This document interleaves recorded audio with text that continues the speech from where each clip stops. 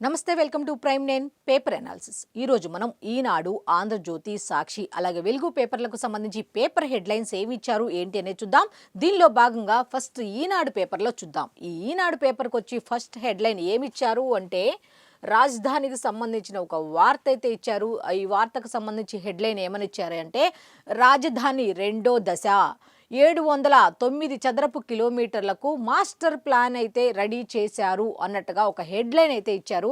రాజధాని రెండో దశ అయితే ప్రారంభమైంది. 709 చదరపు కిలోమీటర్లకు మాస్టర్ ప్లాన్ అన్నట్టుగా ఇక్కడైతే ఈ విధంగా ఇచ్చారు. అయితే దీనికి సంబంధించి దీని పరిధిలోకి ఈ 709 చదరపు కిలోమీటర్ల పరిధిలోకి 50 గ్రామాలు అలాగే 1.75 లక్షల ఎకరాలు అయితే ఉండబోతున్నాయి అన్నట్టుగా వార్త అయితే ఇచ్చారు.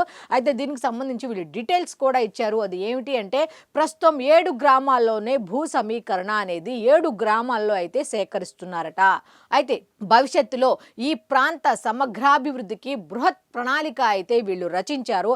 ఆ బృహత్ ప్రణాళికకు సంబంధించి ఏం డీటెయిల్స్ ఇచ్చారు ఏంటి అనే దాన్ని ఒక్కసారి మనం చూసుకుంటే ప్రభుత్వం అయితే ఈ ప్రస్తుతం 7 గ్రామాల్లో భూ సమీకరణ అయితే తీసుకుంటున్నట్టు తెలుస్తోంది. అయితే దీనికి సంబంధించి భవిష్యత్తులో ఈ ప్రాంత సమగ్రాభివృద్ధికి ఒక బృహత్ ప్రణాళిక అయితే వేసిందట. దీని మీద వీళ్ళు డీటెయిల్స్ ఇచ్చారు. ఏమి ఇచ్చారు ఏంటి అనేది ఒకసారి చూస్తే రాజధాని అమరావతి విస్తరణ ప్రణాళికలో భాగంగా రెండో దశలో మొత్తం 709.6 చదరపు కిలోమీటర్ల ప్రాంతానికి మాస్టర్ ప్లాన్ రూపొందించనున్నారు అన్నట్టుగా. అయితే ఈ రాజధాని అమరావతికి సంబంధించి రెండో దశకి సంబంధించి అయితే 709.6 చదరపు కిలోమీటర్ల ప్రాంతానికి అయితే ఒక మాస్టర్ ప్లాన్ అయితే రూపొందించబోతున్నారు. ఈ పరిధిలో రెండో దశలో ప్రస్తుతం భూ సమీకరణ చేస్తున్న 7 గ్రామాలు సహా మొత్తం 50 గ్రామాలు ఉన్నాయి. ఈ 7 నెక్స్ట్ దీనికి సంబంధించి 7 గ్రామాలు మొత్తం 50 గ్రామాలు ఓవరాల్గా చూసుకుంటే 50. భవిష్యత్ అవసరాల దృష్ట్యా ఆ ప్రాంతాన్ని నిర్మాణాత్మకంగా అభివృద్ధి చేయటం, రహదారులు వంటి మౌలిక వస్తువుల్ని అభివృద్ధి చేసి రాజధానితో అనుసంధానించడం లక్ష్యంగా 709.6 చదరపు కిలోమీటర్ల ప్రాంతానికి మాస్టర్ ప్లాన్ సిద్ధం చేస్తున్నారు. ఈ రెండో దశ అమరావతి రాజధానికి సంబంధించి రెండో దశకు సంబంధించి ఇంకో 7 గ్రామాలకు సంబంధించి మొత్తం తీసుకుంటే 50 గ్రామాలుగా ఉన్నాయట. అయితే దీన్ని ఎలా అంటే భవిష్యత్తు ఈ 7 గ్రామాల్లో కూడా మిగతా సంబంధించి మొత్తం ఈ అవసరాలన్నిటికీ కూడా ఉపయోగపడేలాగా ఆ ప్రాంతాలు ఈ రెండో దశలో ఏ ప్రాంతాలు అయితే తీసుకుంటున్నారో ఆ ప్రాంతాలన్నిటినీ కూడా ఖచ్చితంగా అభివృద్ధి చేయాల్సిన అవసరం ఉంది కాబట్టి, అక్కడ మౌలిక వస్తువులు కల్పించాల్సిన అవసరం ఉంది కాబట్టి, ఎందుకంటే దాన్ని రాజధానితో అనుసంధానించాలి కాబట్టి అక్కడ ఎటువంటి చర్యలు తీసుకోవాలి, ఎటువంటి మౌలిక వస్తువులు కల్పించాలి అనే దాని మీద అయితే ఒక ప్రణాళిక అయితే వీళ్ళు రూపొందించినట్టుగా తెలుస్తోంది ప్రభుత్వం. నెక్స్ట్ అంతే తప్ప మొత్తం 50 గ్రామాల్లోని భూముల్ని ఇప్పటికిప్పుడు రాజధాని కోసం తీసుకురావడానికి కాదు. ఈ 50 గ్రామాలు కూడా ఒకేసారి తీసుకొచ్చేసి వాటిని ఏదో చేసేయాలన్న ఉద్దేశం అయితే లేదు. దశల వారీగా 7 గ్రామాలు తీసుకుంటారు, దీన్ని రాజధానితో అనుసంధానం చేస్తారు అన్నట్టుగా వీళ్ళైతే చెప్పుకుంటూ వచ్చారు. ఇప్పటికిప్పుడైతే అలా తీసుకోవడానికి అవ్వదు.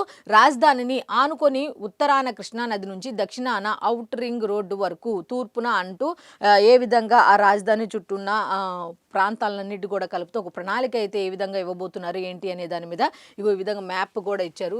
తీసుకున్న 7 గ్రామాల దగ్గర నుంచి 50 గ్రామాల దగ్గర నుంచి మొత్తం ఒక ప్రణాళిక అయితే ఈ విధంగా ఒక మ్యాప్ రూపంలో ఇచ్చారనమాట. అయితే దీనికి సంబంధించి ఇంకా కంప్లీట్ డీటెయిల్స్ ఉన్నాయి. మొత్తం ఏ విధంగా తీసుకోబోతున్నారు, ఏ విధంగా డెవలప్ చేయబోతున్నారు, ఏ విధంగా ముందుకెళ్ళిపోతున్నారు అనే దాని మీద కంప్లీట్ డీటెయిల్స్ అయితే ఉన్నాయి. అయితే దీనికి సంబంధించిన కంప్లీట్ డీటెయిల్స్ అన్నీ కూడా పేజ్ నెంబర్ 2లో ఉన్నాయి. నెక్స్ట్ ఇంకొక వార్త ఉంది. ఆ వార్త కూడా ఏమిటి అంటే పిల్లల పరీక్షలకు సంబంధించి పరీక్షల సమయం వచ్చేసింది కదా, ఒక స్టోరీ అయితే ప్రత్యేక కథనం అయితే స్పెషల్ స్టోరీ అయితే ఇచ్చారు. అది ఏమిటి అంటే ఇది స్పెషల్ స్టోరీ ఎందుకు చదువుతున్నాను అంటే ఇప్పుడు చాలా చాలా ఇంపార్టెంట్. ఎందుకంటే పిల్లలకి పరీక్ష అని అనుకుంటున్నాం కానీ ఇది పిల్లలకి మాత్రమే కాదు, ఉపాధ్యాయులకి తల్లిదండ్రులకు కూడా పెద్ద పరీక్ష. వాళ్ళ ఆరోగ్యాన్ని చూడాలి, వాళ్ళు చదువుతున్నారా లేదా చూడాలి, వాళ్ళకి ఒత్తిడి ఏ విధంగా కంట్రోల్ చేసుకోవాలనే దాని మీద వీళ్ళు కూడా కసరత్తు చేస్తూ ముందుకు వెళ్ళాలి. కాబట్టి అసలు వాళ్ళు ఏమి ఇచ్చారు ఏంటి అనేది ఒకసారి చూసుకుందాం. అమ్మ నాన్న పాస్ అవుదాం పదండి అంటూ ఒకప్పుడు పదండి చదవండి వెళ్ళని తల్లిదండ్రులు చెప్పేవాళ్ళు. ఇప్పుడు తల్లిదండ్రులకు మనం చెప్పాల్సిన పరిస్థితి. ఎందుకంటే తల్లిదండ్రులు వాళ్ళ మీద ఒత్తిడి తీసుకురాకుండా ఎగ్జామ్స్ అప్పుడు ఏ విధంగా ముందుకు వెళ్ళాలి ఏంటి అంటూ పిల్లల్ని కనిపెట్టుకుంటే వాళ్ళకు కూడా ఒక రకంగా చెప్పాలంటే ఒక యజ్ఞమనే చెప్పాలి. నెక్స్ట్ త్వరలోనే కీలకమైన ఇంటర్ 10th ఎగ్జామ్స్ కాబట్టి పిల్లలకే కాదు అటు టీచర్లకు ఇటు తల్లిదండ్రులకు కూడా పరీక్షా కాలమే. నెక్స్ట్ ఈ సమయంలో మా వాడు సరిగ్గా చదవట్లేదని, మా అమ్మాయి ఇబ్బంది పడుతోందని, అట్లాగే వారితో పాటు టెన్షన్ పడకుండా తల్లిదండ్రులు వ్యూహాత్మకంగా ఉండాలి. అది ఏ విధంగా ఉండాలి ఏంటి అనే దాని మీద ఒక మంచి స్పెషల్ స్టోరీ అయితే ఇక్కడైతే ఉంది. దీనికి సంబంధించిన ఇంకా డీటెయిల్స్ మీకు తెలియాలంటే పేజ్ నెంబర్ 2లో కంప్లీట్ డీటెయిల్స్ ఉన్నాయి. నెక్స్ట్ ఇంకొక హెడ్లైన్ అయితే ఒక వార్త ఉంది. ఆ వార్తలో హెడ్లైన్ ఏమిచ్చారు అంటే పాసు పుస్తకాలపై ఫోటోలకు 700 కోట్ల. అంటే గతంలో వైఎస్ఆర్సీపీ హయాంలో ఈ భూ రీసర్వేకి సంబంధించి ఈ పాసు పుస్తకాలకు సంబంధించి జగన్ ఫోటోలకు సంబంధించి 700 కోట్లు ఖర్చు పెడతారా అంటూ ముఖ్యమంత్రి నారా చంద్రబాబు నాయుడు గారు మాట్లాడడం జరిగింది. అయితే అన్నా క్యాంటీన్లు తీసేశారు, గతంలో శ్రీవారి ప్రసాదాన్ని కల్తీ చేశారు, అట్లాగే జగన్ను ఉద్దేశించి సీఎం చంద్రబాబు ఘాటు వ్యాఖ్యలు చేశారు అన్నట్టుగా. ఏ విషయాల మీద అంటే పాసు పుస్తకాల కోసం ఫోటోల కోసం 700 కోట్లు ఖర్చు చేస్తారా, అన్నా క్యాంటీన్లు తీసేస్తారా, పేదవాడికి పట్టెడు అన్నం పెట్టే 5 రూపాయలకి అన్నం పెట్టే అన్నా క్యాంటీన్లు తీసేస్తారా, ఆఖరికి శ్రీవారి ప్రసాదాన్ని కూడా మీరు కల్తీ చేస్తారా అంటూ జగన్ను ఉద్దేశించి సీఎం చంద్రబాబు గారు ఘాటు వ్యాఖ్యలు చేశారు అన్నట్టుగా ఇచ్చారు. అయితే కూటమి ప్రభుత్వం ఎట్టి పరిస్థితుల్లోనూ విద్యుత్ ఛార్జీలు పెంచదు, విద్యుత్ ఛార్జీలు పెంచుతారు అన్నట్టుగా వాళ్ళ పత్రికల్లో కానీ వాళ్ళ మీడియాలో కానీ బాదుడే బాదుడు అంటూ గత ఒక 10-15 రోజుల నుంచి మనం చూస్తున్నాం. దానికి సంబంధించి ఒక వార్తలు అయితే వాళ్ళు ఘాటుగానే ఇస్తున్నారు. కాబట్టి దీనికి సంబంధించి కౌంటర్ కూడా ఆయన ఇచ్చారు. ఎలా అంటే కూటమి ప్రభుత్వం ఎట్టి పరిస్థితుల్లోనూ విద్యుత్ ఛార్జీలు పెంచదు అన్నట్టు చెప్పుకుంటూ వచ్చారు. నెక్స్ట్ నగరి స్వర్ణాంధ్ర స్వచ్ఛాంధ్ర సభలో ముఖ్యమంత్రి స్పష్టీకరణ. అయితే నగరకు సంబంధించి ఒక కార్యక్రమాన్ని అయితే నిర్వహించారు. అక్కడ దాంట్లో అయితే ముఖ్యమంత్రి నారా చంద్రబాబు నాయుడు గారు పాల్గొనడం జరిగింది. ఆ పాల్గొన్న సందర్భంలో ఆయన ఈ అంశాలన్నిటిని కూడా ప్రస్తావించడం జరిగింది. ఇంకా దీనికి సంబంధించి డీటెయిల్స్ ఏమి ఇచ్చారు ఏంటి అనేది కూడా ఒకసారి చూద్దాం. గత పాలకుడు ల్యాండ్ టైటిలింగ్ చట్టంతో ప్రజల భూములు కొట్టేయాలని చూశారని, అలాగే 700 కోట్లతో రీసర్వే జరిపి పట్టాదారు పాసు పుస్తకాలపై ఆయన ఫోటో వేసుకున్నారని ముఖ్యమంత్రి నారా చంద్రబాబు నాయుడు గారు మండిపడ్డారు. అందుకే ఎన్నికల ముందు కర్నూలులోనే నీ పట్టాదారు పాసు పుస్తకాల్ని కాల్చేశాను, తన 48 ఏళ్ల రాజకీయ జీవితంలో ఇలాంటి వ్యక్తిని చూడలేదని ధ్వజమెత్తారు అంటూ ఇంకా ఏమేమన్నారు ఏంటి అనే దాని మీద కంప్లీట్ డీటెయిల్స్ అన్ని కూడా ఇచ్చారు. అయితే దీనికి సంబంధించిన కంప్లీట్ డీటెయిల్స్ అన్ని కూడా పేజ్ నెంబర్ 2లోనే ఉన్నాయి.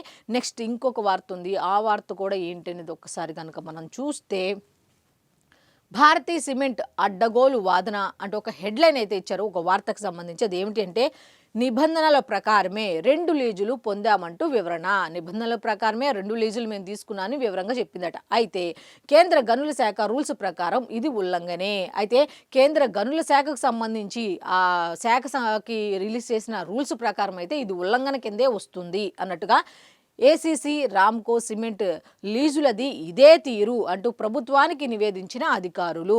లీజుల రద్దుకు ఉత్తర్వులు ఇవ్వడమే తరువాయి. నెక్స్ట్ మిగిలింది ఏంటంటే ఈ లీజుల రద్దుకు అయితే ఉత్తర్వులు ఇవ్వటం మాత్రమే, దీన్ని క్యాన్సిల్ చేయడానికి మాత్రమే, ఉత్తర్వులు ఇవ్వడానికి మాత్రమే నెక్స్ట్ మిగిలింది అన్నట్టుగా వార్త అయితే ఇచ్చారు. అయితే ఒకసారి మనం డీటెయిల్స్ కూడా ఒకసారి చూద్దాం.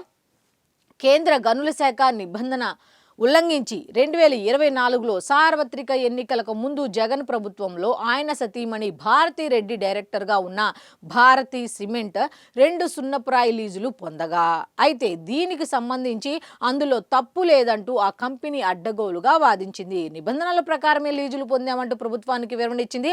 ఆ వివరాలు పరిశీలించిన గనుల శాఖ అధికారులు 2015లో కేంద్ర గనుల శాఖ తీసుకొచ్చిన కొత్త నిబంధనను భారతీ సిమెంట్ ఉల్లంఘించినట్లుగా తేల్చింది అంటూ ఒక వార్త అయితే ఇచ్చారు.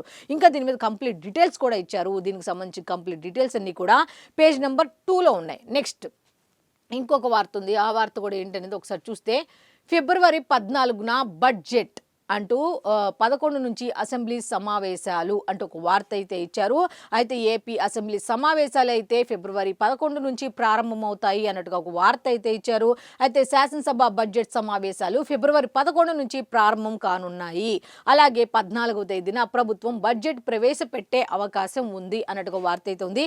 మార్చి 2వ వారాంతం వరకు ఈ సమావేశాలు నిర్వహించవచ్చని అంటున్నారు. మొత్తం మీద 18 నుంచి 21 రోజుల పాటు అయితే ఈ అసెంబ్లీ పనిదినాలు జరిగేలా సమావేశాలు ఉండొచ్చని ప్రభుత్వ వర్గాలు ఒక ప్రకటనలో తెలిపినట్టుగా ఉంది. అయితే తొలి రోజునైతే ఉభయ సభలను ఉద్దేశించి గవర్నర్ అబ్దుల్ నజీర్ ప్రసంగిస్తారు అంటూ ఈ విధంగా రాష్ట్ర అసెంబ్లీ సమావేశాల గురించి, బడ్జెట్ ప్రవేశపెట్టే విధానం గురించి, అయితే ఏ రోజులు ఏ బడ్జెట్‌లకు సంబంధించి ఏ విధంగా ముందుకెళ్ళబోతున్నారు, ఏ శాఖకు సంబంధించి ఏ విధంగా ముందుకెళ్ళబోతున్నారు ఏంటి అనేది కూడా కంప్లీట్ డీటెయిల్స్ అన్నీ కూడా పేజ్ నెంబర్ 2లో ఉన్నాయి. ఇక్కడ చాలామంది గుర్తుకొచ్చేది ఏంటి అంటే బడ్జెట్ సమావేశాలు అనంగానే ఈసారి అయినా వైఎస్ జగన్మోహన్ రెడ్డి గారు అసెంబ్లీ సమావేశాలకు వెళ్తారా? ఇప్పుడు సమావేశాలు ఎప్పుడు జరుగుతాయి అనేది సెకండరీ అక్కడ. వన్స్ ఆ వార్త వచ్చిందంటే నెక్స్ట్ దానికి అనుబంధంగా ఉండే సమస్య ఏంటి, ప్రశ్న ఏంటి, సమస్య కాదు ప్రశ్న ఏమిటి అంటే జగన్మోహన్ రెడ్డి గారు ఈసారైనా వస్తారా? 21 రోజులు అంటున్నారు, మొత్తం మీద 18 నుంచి 21 పని దినాలు వచ్చేలా ఈ సమావేశంలో ఉండొచ్చని ప్రభుత్వ వర్గాలు అంటున్నాయి. ఓ పక్క అయినేమో ఆయన రావట్లా, ఆయనైతే ఈ అసెంబ్లీకి రాకపోతే అనర్హత వేటు వేయటానికి కొన్ని రోజులు మాత్రమే మిగిలింది. మరి ఆ కొన్ని రోజుల్లో ఈయన కనుక ఇప్పుడు కనుక రాకపోతే ఆ వేటు పడే అవకాశం ఉందా అంటే చాలామంది అవుననే చెప్తున్నారు. కాబట్టి వేరే సోర్సు లేదు కాబట్టి ఈసారి ఎట్టి పరిస్థితుల్లో జగన్మోహన్ రెడ్డి గారు అసెంబ్లీకి వెళతారు అనే మాటలు కూడా వినిపిస్తున్నాయి.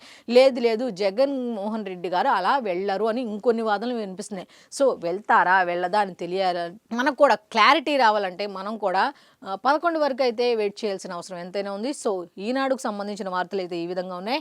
నెక్స్ట్ సాక్షికి వెళ్ళిపోదాం. సాక్షిలో ఫస్ట్ వార్త క్రికెట్కి సంబంధించి ఏంటంటే యువ భారత్ హ్యాట్రిక్ అంటూ క్రికెట్కి సంబంధించిన వార్త అయితే ఇచ్చారు. అండర్-19 ప్రపంచ కప్లో భాగంగా శనివారం జరిగిన మ్యాచ్లో న్యూజిలాండ్పై 7 వికెట్ల తేడాతో భారత్ ఘన విజయం సాధించింది అన్నట్టుగా ఇచ్చారు.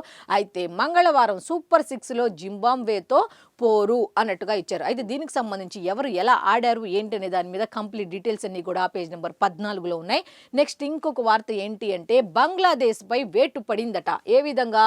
భారత్లో T20 ప్రపంచ కప్ మ్యాచ్లు ఆడేందుకు నిరాకరించినందుకు గాను బంగ్లాదేశ్ను టోర్నీ నుంచి తప్పించిన ఐసీసీ బంగ్లాదేశ్ స్థానంలో ఆడేందుకు స్కాట్లాండ్ జట్టుకు ఎంపిక చేశారు అన్నట్టుగా వార్త వచ్చింది. అయితే దీనికి సంబంధించిన కంప్లీట్ డీటెయిల్స్ అన్ని కూడా పేజ్ నెంబర్ 14లో ఉన్నాయి. నెక్స్ట్ ఇక సాక్షికి వచ్చి మెయిన్ వార్త కనుక మనం చూసుకుంటే కౌలు రైతు కకావికలం అవుతున్నాడు అంటూ హెడ్లైన్తో ఇచ్చారు. అయితే దీనికి సంబంధించి సబ్ హెడ్లైన్స్ ఏమి ఇచ్చారు ఏంటి అనేది కనుక ఒకసారి మనం చూసుకుంటే అన్నదాత సుఖీభవ కోసం 19 నెలలుగా ఎదురు చూపులైతే చూస్తున్నారు కౌలు రైతులు అన్నట్టుగా ఒక వార్త అయితే ఇచ్చారు. చంద్రబాబు ప్రభుత్వంలో ఏ సాయము అందక విలవిలలాడుతున్నారు అన్నట్టుగా ఇచ్చారు.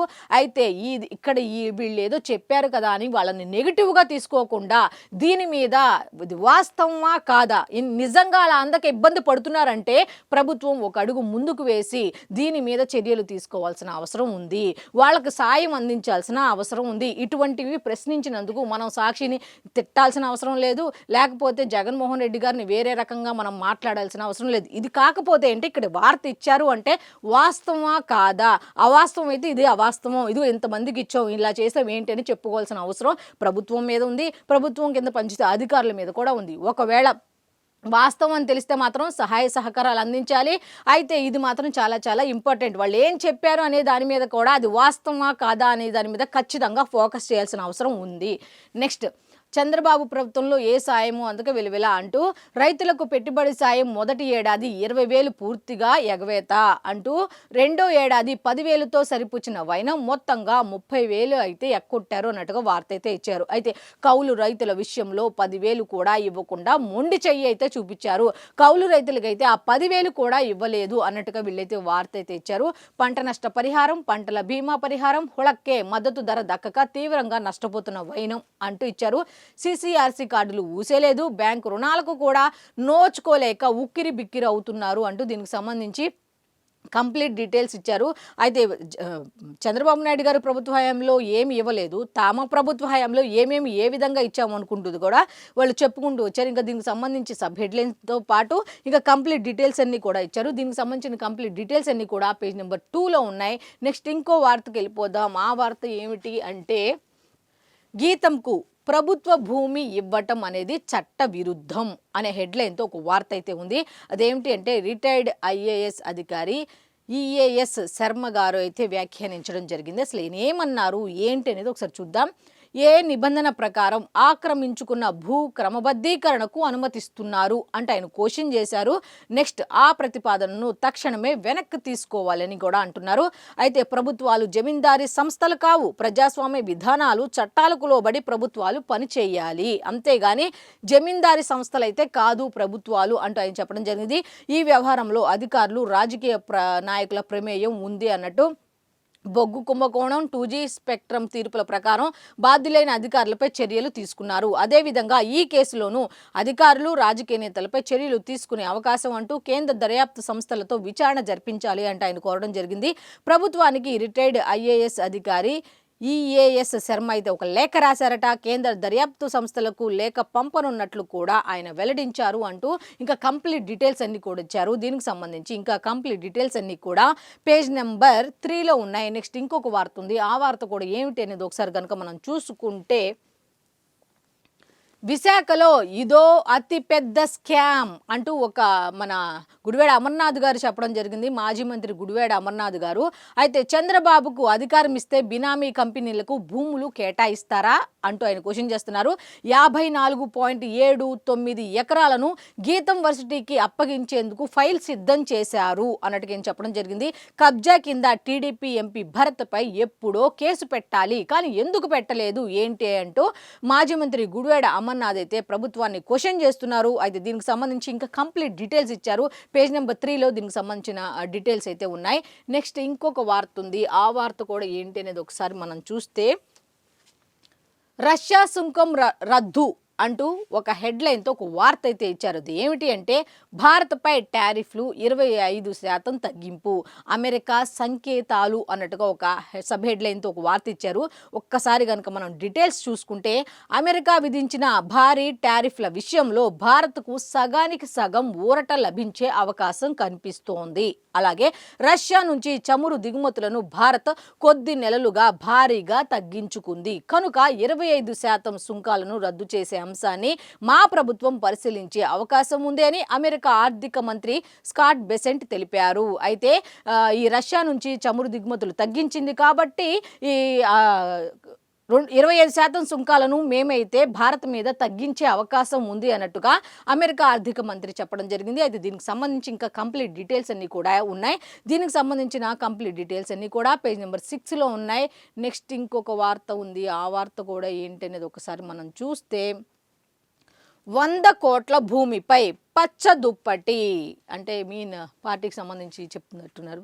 పచ్చ దుప్పటి మీన్స్ టీడీపీకి సంబంధించి 100 కోట్ల భూమిపై పచ్చ దుప్పటి ఆక్రమించుకునే ప్రయత్నం చేస్తున్నారు టీడీపీ నాయకులు అన్నట్టుగా ఆ కనెక్టివిటీ కోసం ఈ విధంగా ఇచ్చారన్నమాట. 100 కోట్ల భూమిపై పచ్చ దుప్పటి అన్నట్టుగా. అయితే కదిరిలో ముస్లింల భూమిపై కన్నేసిన నియోజకవర్గ ముఖ్య ప్రజాప్రతినిధి అంటూ ఒక వార్త అయితే ఇచ్చారు.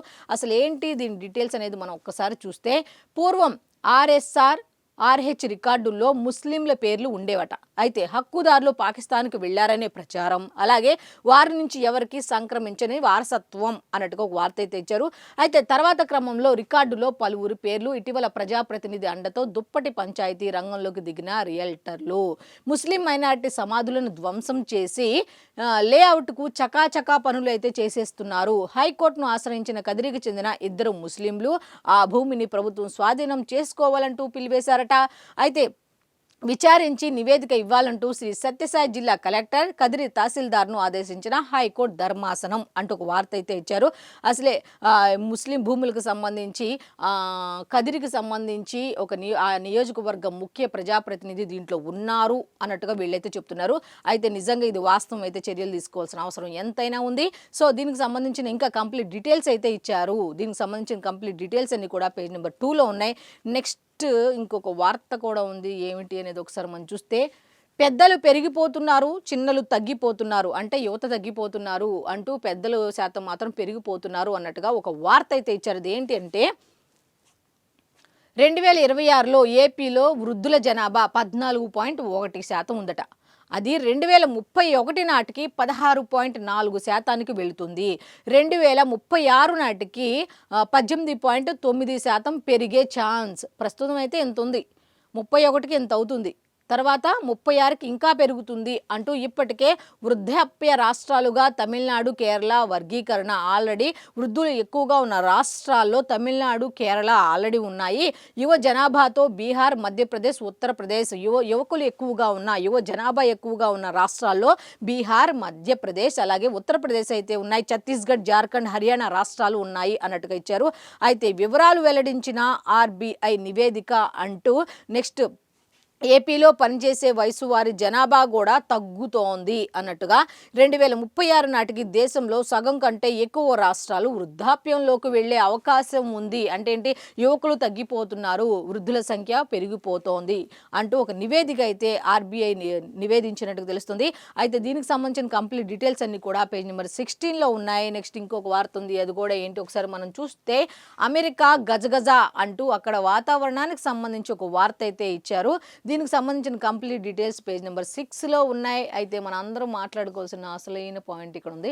బంగారు కొండ భారత్ అంటూ ఒక వార్త అయితే ఉంది.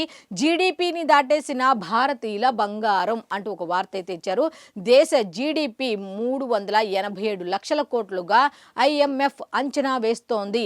భారతీయుల వద్ద బంగారం నిల్వలు 34,600 టన్నులు ఉన్నాయట. దాని విలువ 450 లక్షల కోట్లకు పైనే ఉంటుందని మోర్గాన్ స్టాన్లీ నివేదిక అయితే బయటపెట్టింది అన్నట్టు తెలుస్తుంది. ఇది కాకుండా ఆర్బీఐ వద్ద 880 టన్నుల బంగారం నిల్వలు ఉన్నాయి అన్నట్టుగా వార్త ఇచ్చారు. అయితే ఒకసారి మనం చూసుకుంటే బంగారం భారతీయుల ఆర్థిక ముఖచిత్రాన్ని మార్చేసింది. అట్లాగే అంతర్జాతీయంగా పరుగులు తీస్తున్న బంగారం ధరలతో భారతీయుల సంపద కూడా అంతే వేగంతో పెరుగుతోంది. ఇప్పుడు బంగారం రేటు పెరుగుతుంది. బంగారం ఎంతైతే భారత్లో ఎక్కువగా ఉందో దాని విలువ కూడా పెరుగుతోంది అన్నట్టుగా ఇచ్చారు. అయితే ప్రస్తుతం భారతీయుల వద్ద ఉన్న బంగారం విలువ దేశ స్థూల జాతీయోత్పత్తి జీడిపిని అధిగమించింది అన్నట్టుగా ఇచ్చారు. అయితే ఏ స్థాయిలో ప్రజల వద్ద బంగారం ఉందో అర్థం చేసుకోవచ్చు అన్నట్టుగా ఉంది. అయితే దీనికి సంబంధించిన కంప్లీట్ డీటెయిల్స్ అన్ని కూడా పేజ్ నెంబర్ 3 అనుకోవచ్చు. బంగారం ఉంది అంటున్నారు కానీ ఉన్నోళ్ళ దగ్గరే ఉంటుంది, కానీ లేనోళ్ళు మాత్రం లేనోళ్ళలాగా ఉంటున్నారు, ఉన్నోళ్ళ దగ్గరే ఉంటుంది. నెక్స్ట్ ఇంకొక వార్త ఉంది, ఏంటి అంటే రోడ్లపై గుంతలన్నీ పూర్తి చేశాం అంటూ ముఖ్యమంత్రి నారా చంద్రబాబు నాయుడు గారు చెప్పినట్టుగా ఇక్కడ వార్త అయితే ఉంది. ఏంటంటే సూపర్ 6ను సూపర్ హిట్ చేశాం, 20 లక్షల కోట్ల పెట్టుబడులు తీసుకువచ్చాం, గతంలో సీఎంగా ఉన్నప్పటికంటే ఈ 18 నెలల్లోనే ఎంతో అభివృద్ధి చేశా, నగరి స్వర్ణాంధ్ర స్వచ్ఛాంధ్ర కార్యక్రమంలో ముఖ్యమంత్రి చంద్రబాబు నాయుడు గారు చెప్పారు. ఇక్కడ కర్ర విరగకూడదు, పాము చావకూడదు అంటారు కదా, ఆ విధంగా ఇచ్చారు వార్త. ఎలాగా, గతంలో సీఎంగా ఉన్నప్పటికంటే ఈ 18 నెలల్లోనే ఎక్కువ అభివృద్ధి చేశా అంటే మీనింగ్ ఏంటి, గతంలో నేను సరిగ్గా పని చేయలేదు, ఇప్పుడే నేను కొంచెం పని చేస్తున్నా అని ఆయన గురించి ఇండైరెక్ట్గా అటు పని చేశాడు, గతంలో చేయలేదు, ఇప్పుడు మాత్రమే చేస్తున్నాడు అన్నట్టుగా చెప్పకనే అసలు నేను ఏం జరిగింది నగరి స్వర్ణాంధ్ర స్వచ్ఛాంధ్ర కార్యక్రమంలో అనే దాని మీద డీటెయిల్స్ ఇచ్చారు. మరి లోపలైనా ఇలా వక్రీకరించకుండా ఉన్నది ఉన్నట్టు ఇచ్చారా ఏంటి అని తెలియాలంటే పేజ్ నెంబర్ 3కి వెళ్ళండి, కంప్లీట్ డీటెయిల్స్ ఉంటాయి. నెక్స్ట్ ఒకసారి చూద్దాం. ఎక్కడ ఉంటున్నారు, ఏం తింటున్నారు అంటూ హెడ్లైన్తో ఒక వార్త ఉంది. అదేమిటి అంటే జనగణనకు కేంద్రం సన్నద్ధమవుతుంది. జనగణనకు సంబంధించి కేంద్ర ప్రభుత్వం సన్నద్ధమవుతుంది. ఎక్కడ ఉంటున్నారు, ఏం తింటున్నారు అన్న దాని మీద. అయితే కుటుంబ వివరాలతో పాటు నివాసం, జీవన స్థితిగతులు వంటి సమగ్ర వివరాలు సేకరించనున్నారు. 2027లో ప్రారంభం కానున్న జనాభా లెక్కల్లో ఎన్యూమరేటర్ సేకరించాల్సిన 33 అంశాలను కేంద్రం అయితే 33 అంశాలకు సంబంధించి దానికి సంబంధించిన కంప్లీట్ డీటెయిల్స్ అన్నీ కూడా కేంద్ర ప్రభుత్వం అయితే విడుదల చేసింది. అసలు ఆ 33 అంశాలు ఏమిటి అనేది చూడాలంటే పేజ్ నెంబర్ 16లో కంప్లీట్ డీటెయిల్స్ అయితే ఉన్నాయి. నెక్స్ట్ ఇంకొక వార్త ఉంది, ఆ వార్త కూడా ఏంటి అంటే 9 మంది మావోయిస్టుల లొంగుబాటు అంటూ మావోయిస్టు దళ సభ్యులు, మలేషియా మెంబర్ 9 మంది తెలంగాణ, ఛత్తీస్గఢ్ పోలీసులు ఎదుట లొంగిపోయారు అన్నట్టుగా ఒక వార్త ఉంది. నెక్స్ట్ ఇంకొకటి ఉంది, వైద్యురాలి భర్తపై కన్నేసిన మహిళ అంటూ గతంలో వారిద్దరికి పరిచయం ఉంది, కొన్ని కారణాల వల్ల దూరమయ్యారు, అతడు మరో మహిళను వివాహం చేసుకున్నాడు, ఆమె కర్నూలు ప్రభుత్వ ఆసుపత్రిలో అసిస్టెంట్ ప్రొఫెసర్ అయితే అతడితో బంధాన్ని పునరుద్ధరించుకోవాలని ఆ మహిళ దిగ్భ్రాంతి గొలిపే రీతిలో వ్యూహం పన్నింది. అతని భార్యకు హెచ్ఐవి వైరస్ ఎక్కించి వారి మధ్య దూరం పెంచాలని కుట్ర పన్ని అమలు చేయటం కలకలం రేపింది. ఎంత దుర్మార్గం అంటే సినిమాల్లో ఏ విధంగా చూపిస్తున్నారు అంటే సేమ్ అదే విధి ఇంకొక దానికి వాడారనమాట. ఒక రకంగా ఈ సినిమాల వల్ల కూడా ఒక రకంగా జనం పాడైపోతున్నారా అంటే అవుననే చెప్పొచ్చు. ఈ సోషల్ మీడియా వల్ల పాడైపోతున్నారా అంటే అందరికీ తెలిసిన విషయం, పాడైపోతున్నారని చెప్పొచ్చు. సినిమాలో రాజు వెడ్స్ రాంబాయి సినిమాలో కూతురికి తండ్రి ఎవరో వేరే కులం అతన్ని ప్రేమించి ప్రేమించిందన్న ఉద్దేశంతో పెళ్లి చేసి ఆ కూతురికి ఎయిడ్స్కి సంబంధించిన ఇంజెక్షన్ ఇస్తారు. సేమ్ అదే విధంగా ఇప్పుడు దీన్ని ఈవిడ ఈ విధంగా వాడుకుందనమాట. సినిమాలు ఎంత ప్రభావం చూపుతాయి, ఒక ఆలోచనని అదే దుర్మార్గమైన ఆలోచన అంటే దాన్ని ఇంకొక రకంగా ఎక్కడ వాడారు అనేది ఒకసారి చూడండి. అయితే దీనికి సంబంధించిన కంప్లీట్ డీటెయిల్స్ అన్నీ కూడా పేజ్ నెంబర్ 10లో ఉన్నాయి. నెక్స్ట్ ఇంకొక వార్త ఉంది. ఏమిటి అంటే ఆదిత్యుని సన్నిధిలో ఘనంగా రథసప్తమి వేడుకలు అంటూ ఒక వార్త ఉంది. శ్రీకాకుళం జిల్లాలోని అరసవల్లి సూర్యనారాయణ స్వామి క్షేత్రంలో రథసప్తమి ఉత్సవాల సందర్భంగా క్షీరాభిషేక సేవ వైభవంగా మొదలైంది. అలాగే ఆదిత్యుని మూల విరాట్కు పంచామృతాలతో అభిషేక సేవలను నిర్వహించారు అంటూ కంప్లీట్ డీటెయిల్స్ ఉన్నాయి. అయితే మొత్తంగా ఓవరాల్ చూసుకుంటే దీనికి సంబంధించి కంప్లీట్ డీటెయిల్స్ పేజ్ నెంబర్ 5లో ఉన్నాయి. సో ఇప్పటి వరకు మనం ఈనాడు అట్లాగే సాక్షి చూసాం కదా. ఇప్పుడు ఆంధ్రజ్యోతికి వెళ్ళిపోదాం. ఆంధ్రజ్యోతిలో ఏమి ఇచ్చారు ఏంటి అనేది ఒక్కసారి కనుక మనం చూస్తే ఫస్ట్ వార్త అవినీతికి మకిలీకి ఆరోపణల ముసుగు అంటూ ఒక వార్త అయితే ఇచ్చారు.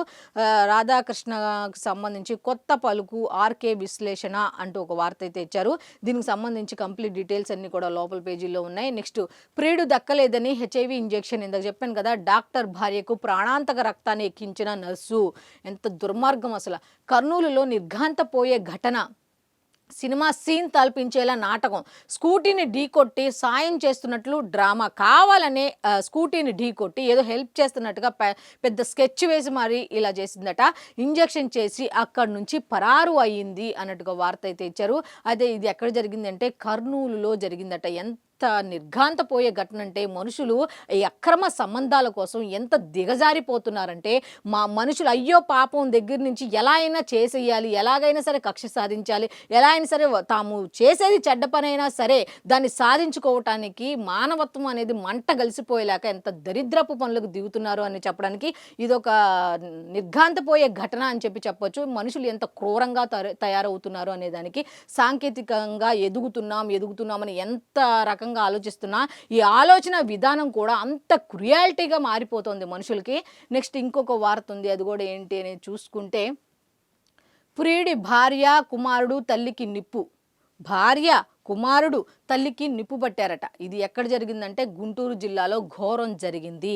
అలాగే ప్రియుడు భార్యకి, కుమారుడుకు, అలాగే తల్లికి కూడా మరి ఎంత దారుణం అంటే ఇది కూడా నిజంగా ఒక దారుణమైన సంఘటన అనే చెప్పొచ్చు. అక్రమ సంబంధాలకు సంబంధించిన విషయాలే అసలు ఎంత దరిద్రంగా తయారవుతున్నారంటే జనం అలా తయారవుతున్నారు. ఇప్పుడు ఆడవాళ్ళని మగవాళ్ళని అలా మనం జెండర్ కంపేర్ చేసి ఎవరిని అనట్లేదు, కానీ ఎవరైనా అలాగే ఇప్పుడు ప్రియుడు అని ప్రియురాలు, లేకపోతే ప్రియురాలని ప్రియుడు, ఇలా జరుగుతున్నాయి ఇవే కదా. సేమ్ అక్కడ కామన్గా ఉండేది అంటే అక్రమ సంబంధం అంతే.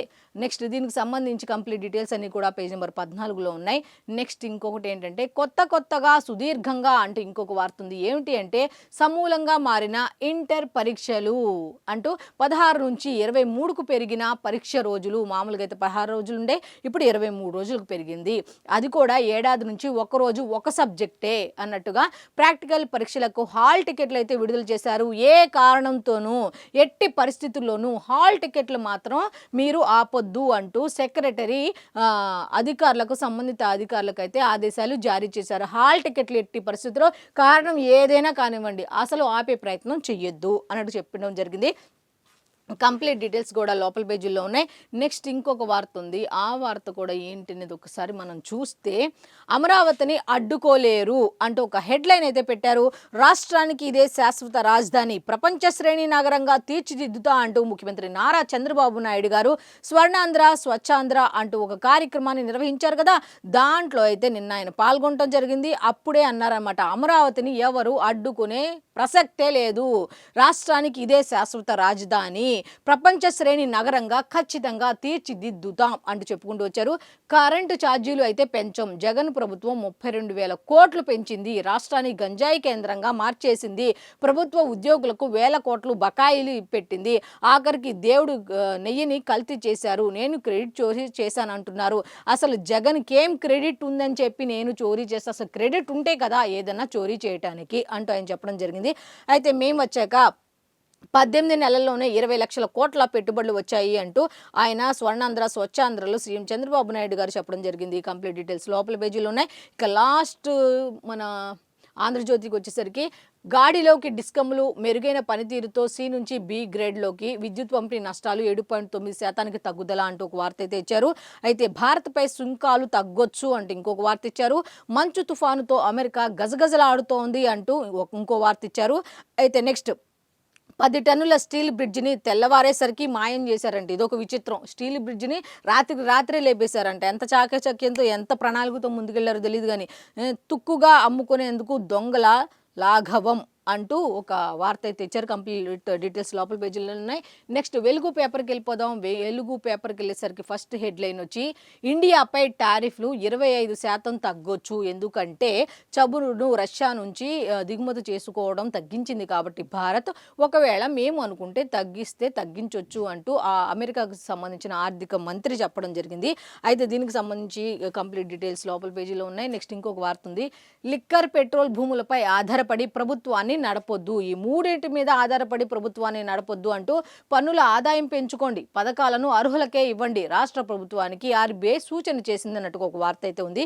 కంప్లీట్ డీటెయిల్స్ లోపల పేజీల్లో ఉన్నాయి. నెక్స్ట్ ఇంకోటి, తగ్గుతున్న పిల్లలు పెరుగుతున్న వృద్ధులు అంటూ రాబోయే 10 ఏళ్లలో ఏజింగ్ స్టేట్గా తెలంగాణ, రాష్ట్రంలో 1.5కి పడిపోయిన సంతానోత్పత్తి రేటు అంటూ ఒక వార్త అయితే ఇచ్చారు. కంప్లీట్ డీటెయిల్స్ లోపల పేజీలో ఉన్నాయి. నెక్స్ట్, సింగరేణి టెండర్లపై ఎంక్వైరీకి రెడీ అంటూ తాడిచెర్ల ఓబీ కాంట్రాక్ట్తో పాటు 2014 నుంచి ఇచ్చిన అన్ని కాంట్రాక్టులపై విచారణ చేయిద్దాం అంటూ డిప్యూటీ సీఎం భట్టి విక్రమార్క చెప్పడం జరిగింది. అయితే దీనికి సంబంధించి కోల్ బ్లాక్ టెండర్లలో అక్రమాలు జరగలేదు అంటూ ప్రతిపక్షాలు కేటీఆర్, హరీష్ రావు కావాలనే ప్రభుత్వంపై బురద జల్లే కార్యక్రమాలు ప్రయత్నం చేస్తున్నారు అంటూ మంత్రి వివేక్ చెప్పడం జరిగింది. మళ్ళీ దీనికి సంబంధించి సైట్ విజిట్ రూల్ కొత్తదేమీ కాదు, ఇప్పుడు కొత్తగా వచ్చిందేమీ కాదు అన్నట్టుగా నైనికోల్ బ్లాక్ టెండర్లపై విచారణ మొదలైంది అంటూ కేంద్ర మంత్రి కిషన్ రెడ్డి చెప్పడం జరిగింది. నెక్స్ట్, నాడు బీఆర్ఎస్ నేడు కాంగ్రెస్ సింగరేణి దోచుకున్నాయి, తెలంగాణ వచ్చాక సంస్థలో దోపిడీ పెరిగింది అంటూ కేంద్ర మంత్రి బండి సంజయ్ కూడా చెప్పడం జరిగింది. దీనికి సంబంధించిన డీటెయిల్స్ లోపల ఉన్నాయి. నెక్స్ట్ ఇంకొకటి ఉంది. సిట్ ఎంక్వైరీని పెద్దగా పట్టించుకోవద్దు అంటూ విచారణకు పిలిస్తే వెళ్దాం, ప్రస్తుతం మున్సిపల్ ఎన్నికలపై ఫోకస్ పెట్టండి అంటూ కేటీఆర్ చెప్పడం జరిగింది. కోల్ బ్లాక్ స్కామ్ను ప్రజలకు తీసుకువెళ్లాలి, సిట్ ఎంక్వైరీ జరిగిన తీరు, అడిగిన ప్రశ్నలపై కేసీఆర్ ఆరా తీశారు అన్నట్టుగా కూడా తెలుస్తుంది. వార్త ఈ విధంగా ఇచ్చారు. ఇంకా కంప్లీట్ డీటెయిల్స్ లోపల పేజీల్లో ఉన్నాయి. నెక్స్ట్, అమెరికాలో మంచు తుఫాన్ బీపత్సం అంటూ ఒక వార్త, అలాగే నెక్స్ట్ షోరూంలోనే వాహన రిజిస్ట్రేషన్ అంటూ ఇంకొక వార్త. నెక్స్ట్ ఇంకొక వార్త కూడా ఉంది. ఏంటి అంటే, భార్య ముగ్గురు బంధువుల్ని కాల్చి చంపిన ఎన్ఆర్ఐ అంటూ ఇంకొక వార్త. నెక్స్ట్, రాత్రికి రాతే బ్రిడ్జి మాయం చేశారు అంటూ ఒక వార్త ఉన్నాయి. అయితే నెక్స్ట్ ఇంకోటి చూసుకుంటే, మేడారం జాతరకు ఏఐ సెక్యూరిటీని అయితే ఏర్పాటు చేశారట. మొత్తంగా ఓవరాల్గా చూసుకుంటే వెలుగు పేపర్లకు సంబంధించి ఇంకొక వార్త ఉంది. 14 కోట్ల అకౌంట్ల వివరాలు లీక్ అయ్యాయి అన్నట్టుగా ఉంది. నెక్స్ట్ ఇంకో లాస్ట్ వార్త, బంగ్లాపై బహిష్కరణ వేటు వేసింది అన్నట్టుగా T20 వరల్డ్ కప్ నుంచి బంగ్లాదేశ్ను ఇంటర్నేషనల్ క్రికెట్ కౌన్సిల్ ఐసీసీ తప్పించింది. ఆ జట్టు స్థానంలో స్కాట్లాండ్ను చేర్చినట్టు శనివారం ప్రకటించింది అంటూ వార్తలు వచ్చాయన్నమాట. సో ఓవరాల్గా చూసుకుంటే వెలుగు పేపర్కు సంబంధించిన హెడ్లైన్స్ ఈ విధంగా ఉన్నాయి. ఇప్పటి వరకు మనం ఈనాడు, ఆంధ్రజ్యోతి, సాక్షి, వెలుగు పేపర్లకు సంబంధించి పేపర్ హెడ్లైన్స్ ఏమి ఇచ్చారు ఏంటి అనేది చూసాం కదా. సో ఇది ఈనాటి పేపర్ అనాలిసిస్. మళ్ళీ రేపటి అనాలిసిస్లో కలుసుకుందాం. అంతవరకు సెలవు, నమస్కారం.